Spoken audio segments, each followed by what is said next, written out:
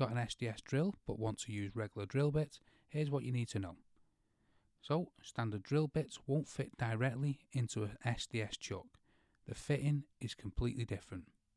However, most SDS drills come with a keyless chuck adapter that slots into the SDS chuck like a normal bit would.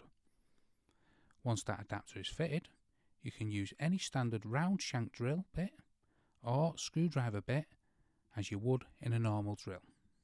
Does it work well with that adapter? For drilling into wood and driving screws, yes, it works fine. The adapter effectively turns your SDS drill into a combi drill for light work. Where it falls down is precision and feel. SDS drills are heavy and bulkier than a combi drill. The torque control isn't as refined, and driving screws with an SDS drill takes more care.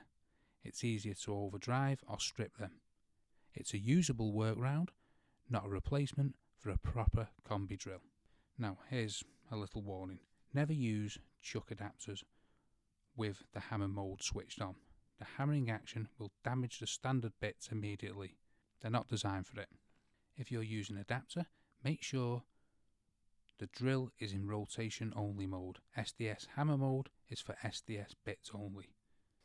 Now, when's this adapter useful? The adapter earns its place when you're on a job that's mostly masonry drilling with the odd screw to drive, and you don't want to carry two drills. As a get out of a jail tool, it's generally handy, and as an everyday solution, it's not ideal.